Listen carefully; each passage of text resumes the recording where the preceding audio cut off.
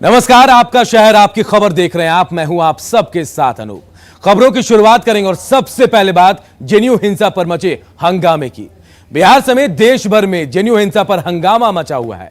उत्तर से लेकर दक्षिण तक छात्र सड़कों पर रोज निकल रहे हैं, लेकिन आंदोलन की आग बुझने के बजाय धधकती ही जा रही है। जेएनयू में नकाबपोश लोगों के हमले के खिलाफ लगातार विरोध प्रदर्शन जारी है।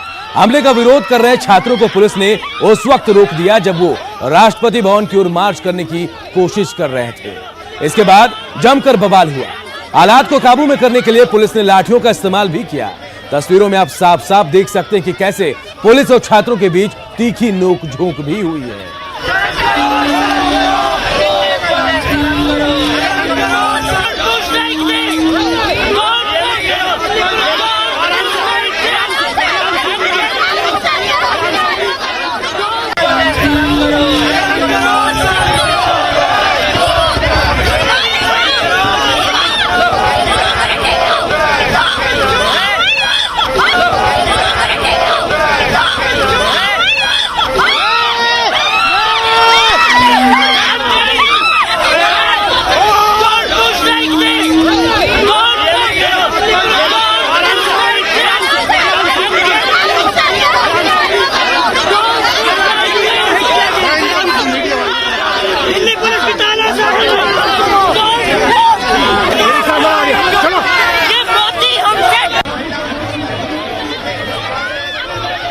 देखिए, इन तस्वीरों को देखकर आप समझ सकते हैं कि जेएनयू में जो आग धधक रही है वो लगातार बढ़ रही है। सरकार और पुलिस प्रशासन लगातार इन लोगों को समझाने की कोशिश कर रहे हैं, इन पर काबू पाने की कोशिश कर रहे हैं, लेकिन ये लोग अब भी विरोध कर रहे हैं। और आज भी ये विरोध मार्च निकाल रहे थे जेएनयू के स्टूडेंट और छात्र संघ के लोग, लेकिन राष्ट्रपति भवन जाने से पहले पुलिस ने रोक दिया। इनसे धक्का मुक्की भी हुई है।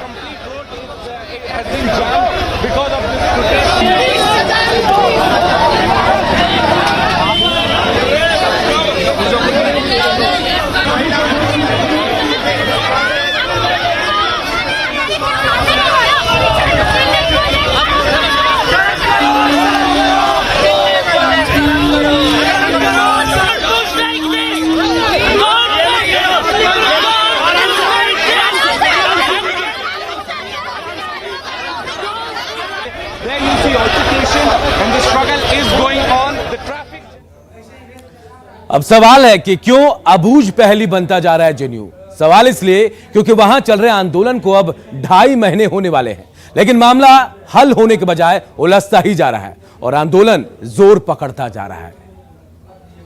एमएचआरडी के सामने, इस शास्त्री भवन के सामने खत्म होने नहीं दे सकते। इसीलिए जेएनयू स्टूडेंट्स यूनियन को अपील है कि हम लोग मार्च को आगे प्रोसीड करेंगे और राष्ट्रपति भवन की तरफ आएंगे।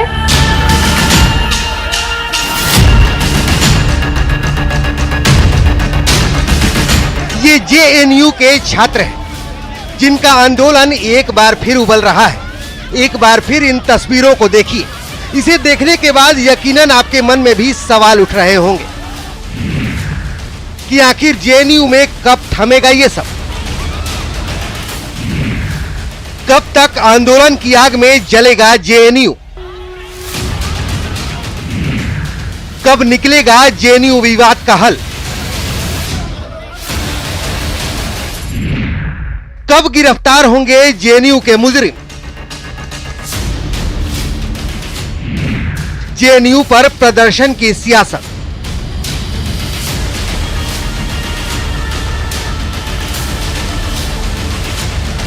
ऐसे सवाल लाजमी है क्योंकि जेएनयू विवाद का फिलहाल न तो कोई हल दिख रहा है, न ही कोई ऐसा पक्ष दिख रहा है जो सही मायने में इस परेशानी का हल खोज रहा हो। सब मिलकर सियासी बंदूक चला रहे हैं जिसके लिए जेएनयू का कंधा इस्तेमाल हो रहा है। हम ये क्यों कह रहे हैं वो आप खुद सुन लीजिए। चोर कोतवाल बन रहा है आपका वाइस चांसलर है, चोर वो कोतवाल वो बन रहा है। तय करना है कौन किए है अपराध, ये नहीं चल सकता। इसमें दिल्ली पुलिस का दोष नहीं है। अगर आप दिल्ली पुलिस के सिपाहियों को बोलोगे देखो उधर मारपीट होने दो, तुम अंदर नहीं जाओगे, तुम बाहर खड़े रहना, तो वो बेचारा अंदर कैसे जा सकता है। जेएनयू को लेकर के कुछ भी तब तक संभव नहीं है जब तक ये व्यक्ति वाइस चांसलर साहब वहां रहें। मैं सीधा आरोप लगा रहा हूं, इसके पीछे मानव संसाधन मंत्री और गृह मंत्री दोनों शामिल हैं। ये ऑफिशियल स्पॉन्सर्ड गुंडाइज्म है। ये सभी विपक्षी नेता हैं जो जेएनयू के लेफ्ट छात्रों के साथ खड़े हैं और अब इन सब के निशाने पर या तो वीसी है या फिर केंद्र की सरकार। क्या इन्होंने जेएनयू विवाद का हल खोजने की कोशिश की है? हम इस सवाल को समझेंगे, लेकिन उससे पहले जेएनयू विवाद और वहां से हुई गुंडागर्दी पर केंद्र सरकार का पक्ष जान लीजिए। वो बच्चों को पढ़ने से रोक रहे हैं, हम बच्चों को पढ़ाना चाहते हैं। और पूरी हिंसा 3 दिन तक वामपंथी संगठन ने वहाँ फैलाई। सब जांच होगी, पता लगेगा। दिल्ली पुलिस जांच कर रहे, जांच करके पूरा पानी का पानी, दूध का दूध जनता के सामने आएगा, जनता को पूरा बताएंगे। सवाल है कि 4 दिन बीत गए फिर भी गुंडे गिरफ्तार नहीं हुए। आखिर अब तक पुलिस के हाथ खाली क्यों है? क्यों जेएनयू के मुजरिमों को गिरफ्तार नहीं कर पा रही है दिल्ली पुलिस? क्यों विपक्ष को बेजा सियासत करने का मौका दिया जा रहा है? सवाल सिर्फ सत्ताधारी से ही नहीं बल्कि विपक्ष से भी है कि भला वो क्यों छात्रों को मोहरा बना रहे हैं? सत्ता की लड़ाई के लिए जेएनयू को अखाड़ा क्यों बना रहे हैं? क्या जेएनयू विवाद पर सियासत को छोड़कर एक बार भी सच्चा प्रयास किया गया है? ये लड़ाई फीस बढ़ोतरी से शुरू हुई थी और अब वीसी के इस्तीफे तक पहुंच गई है।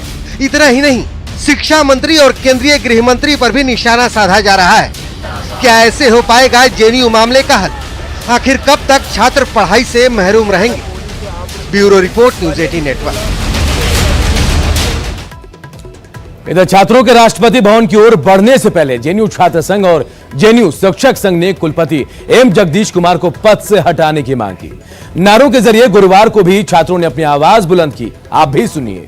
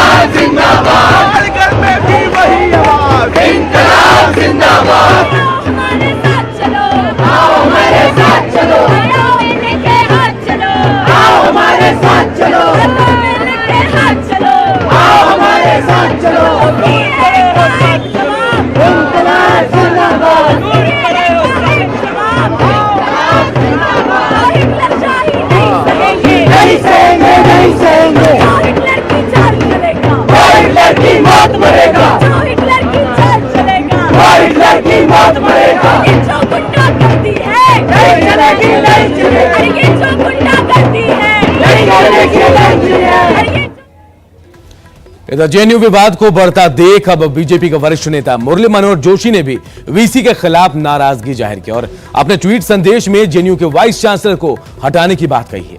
आपको बता दें कि अटल बिहारी वाजपेयी की सरकार में मुरली मनोहर जोशी मानव संसाधन विकास मंत्री थे। इस तरह की रिपोर्ट्स हैं कि एचआरडी मंत्रालय ने 2 बार जेएनयू के वाइस चांसलर को जेएनयू में फीस बढ़ोतरी के मुद्दे को सुलझाने के लिए एक जायज वर्किंग फॉर्मूला लागू करने के लिए कहा था। उनको छात्रों और अध्यापकों से मिलकर बात करने की सलाह भी दी गई थी। यह खौफनाक है कि वाइस चांसलर ने सरकार के आदेश को लागू नहीं करने का हठ अपनाया।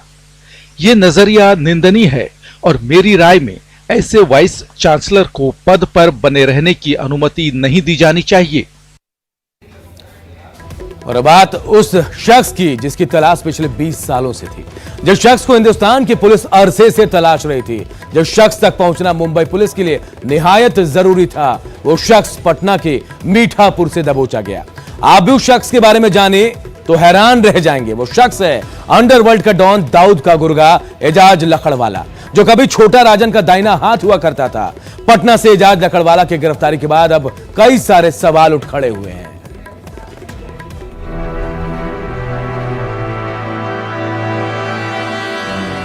इस चेहरे को गौर से देखिए। ये कभी दाऊद का दाहिना हाथ माना जाता था, कभी ये छोटा राजन का सबसे खास होता था, जिसे 20 साल से मुंबई की पुलिस तलाश रही थी। वो पटना के एक बस स्टैंड से पकड़ा गया।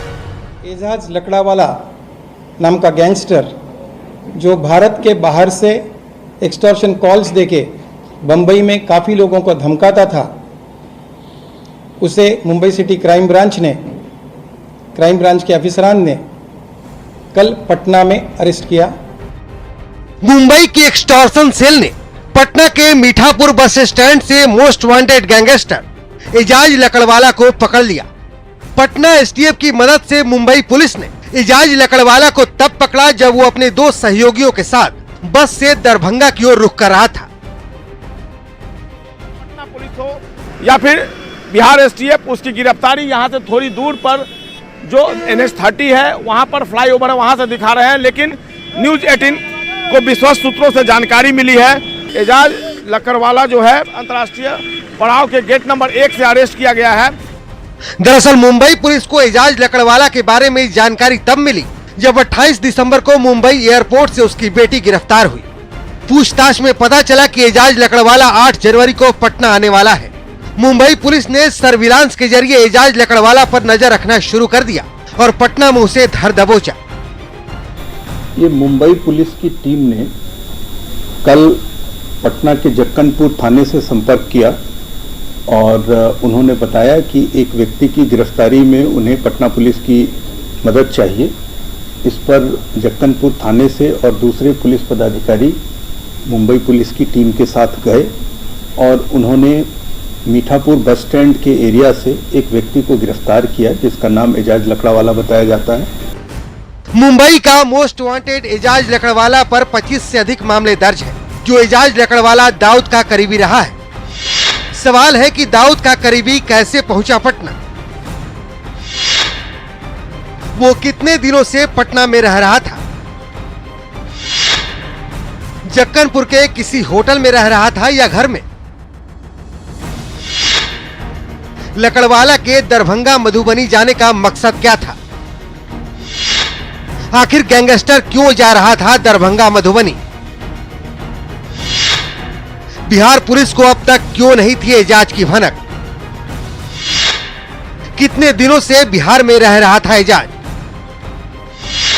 क्या बिहार में रहकर रच रहा था कोई बड़ी साजिश? मुंबई पुलिस और पटना पुलिस भले इन सवालों का जवाब ना दे, जांच की बात कहकर सवालों से पल्ला झाड़ने की भले कोशिश करें, लेकिन मुंबई के डॉन का बिहार कनेक्शन चिंता वाली बात है। न्यूज़ 18 के लिए पटना से संजय कुमार के साथ ब्यूरो रिपोर्ट। और संभावना यही जताई जा रही कि एजाज लकड़वाला भी दरभंगा मॉड्यूल का इस्तेमाल करने की फिराक में था, क्योंकि वो बस के जरिए दरभंगा की ओर ही जा रहा था।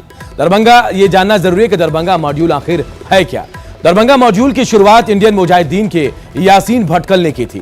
दरभंगा में लंबे समय तक गुमनाम रहकर यासीन ने कई युवकों को इंडियन मुजाहिदीन से जोड़ा था। दरभंगा से आईएम आतंकियों की गिरफ्तारी के चलते दरभंगा मॉड्यूल शब्द चलन में आया। भटकल ने भौगोलिक स्थिति को देखते हुए दरभंगा को ठिकाने के तौर पर चुना था। अगस्त 2013 में नेपाल बॉर्डर पर यासीन भटकल पकड़ा गया था। दरभंगा में एक लाइब्रेरी है, दारुल किताब सुन्ना लाइब्रेरी, जहां से 2016 में एनआईए ने जाकिर नाइक की किताबें, सीडी और फोटोज को सील किया था।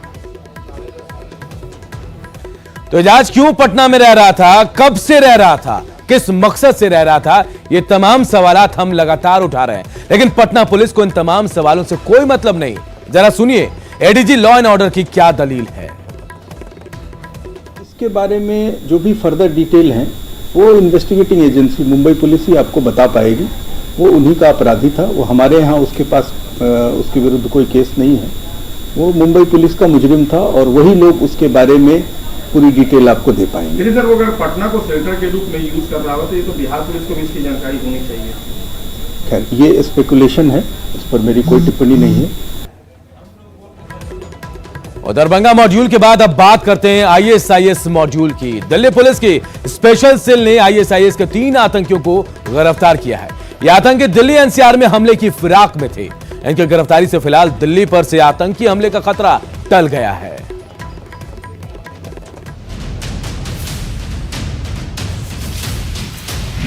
दिल्ली में ISIS मॉड्यूल का खुलासा। पुलिस ने ISIS के 3 आतंकियों को किया गिरफ्तार। दिल्ली NCR में हमले की फिराक में थे आतंकी।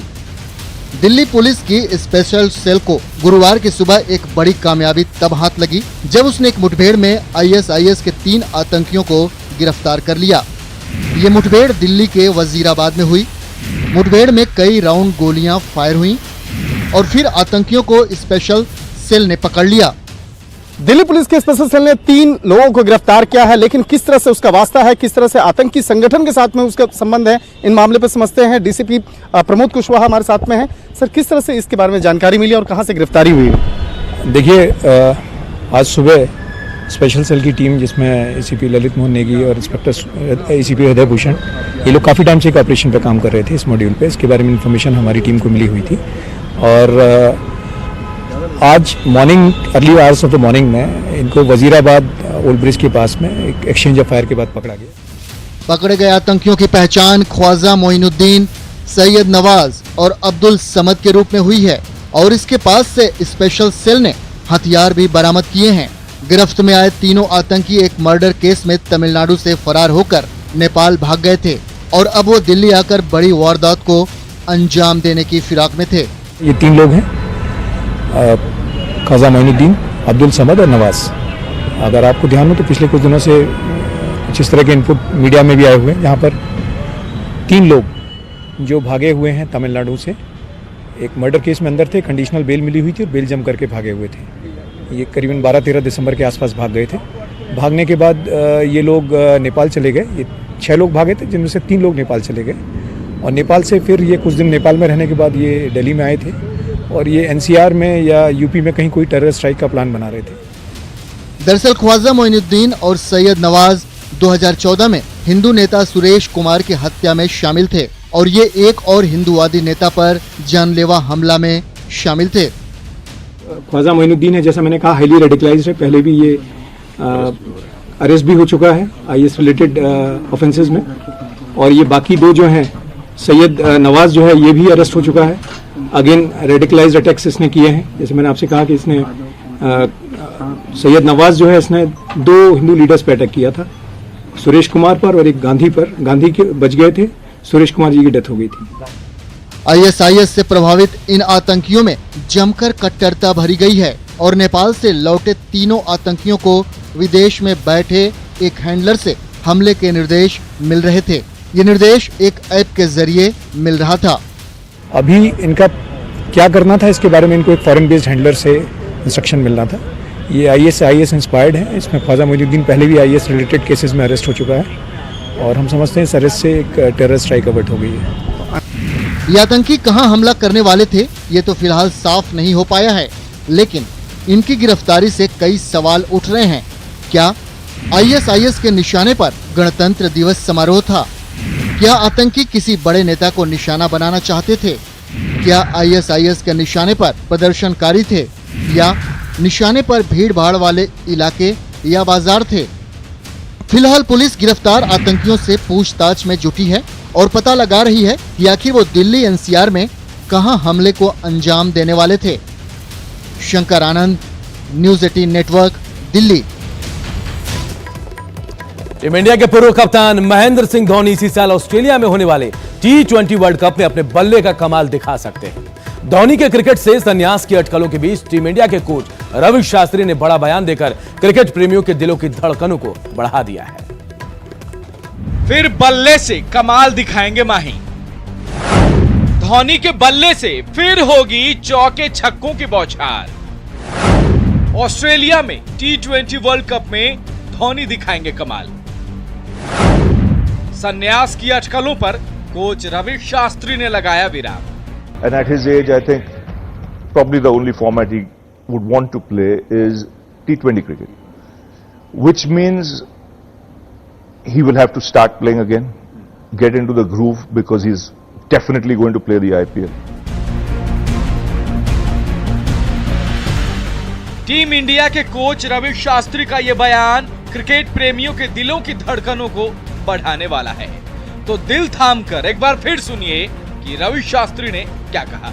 And at his age, I think probably the only format he would want to play is T20 cricket, which means he will have to start playing again, get into the groove, because he's definitely going to play the IPL. Team India के coach Ravi Shastri ने कहा कि धोनी खुद को अपनी team पर थोपने वाले खिलाड़ियों में से नहीं है। वो अपने वनडे करियर को तो अलविदा कर सकते हैं, लेकिन निश्चित रूप से T20 खेलना जारी रखेंगे। यानी ऑस्ट्रेलिया में इस साल होने वाले T20 वर्ल्ड कप में धोनी अपने बल्ले से चौके छक्कों की बौछार करते नजर आएंगे। इसके साथ ही रवि शास्त्री ने धोनी के क्रिकेट से संन्यास की अटकलों पर विराम लगा दिया है। हालांकि रांची के युवा क्रिकेटर कोच रवि शास्त्री की बातों से इत्तेफाक नहीं रखते। उनका कहना है कि धोनी में अभी बहुत क्रिकेट बाकी है और वो अगले 10 सालों तक क्रिकेट खेल सकते हैं। तो he is the best, there is no one who can replace him. So हम लोग चाहते हैं कि वो और 10 इयर्स तक खेले और फिट है वो। तो सबसे पहले तो धोनी सर रिटायरमेंट नहीं लेंगे, क्योंकि हम लोग चाहते हैं कि धोनी सर अभी बहुत खेले, करीब 10-12 साल अभी कंटिन्यू वो खेले। ऋषभ पंत धोनी सर की जगह कोई नहीं ले सकता। ऋषभ पंत को मतलब इतना प्रेशर डाला जा रहा है कि मतलब धोनी सर के रिप्लेसमेंट बोला जा रहा है। ऐसे नहीं है, ऋषभ पंत है और धोनी सर है। सबकी नजर अभी हाल फिलहाल होने वाले IPL मैच पर टिकी रहेगी, लेकिन रांची के लोग, रांची की विमेन क्रिकेटर्स चाहती हैं कि धोनी अभी 10-15 साल तक और खेलते रहें। कैमरामैन संत के साथ प्रेरणा, न्यूज़ 18 झारखंड।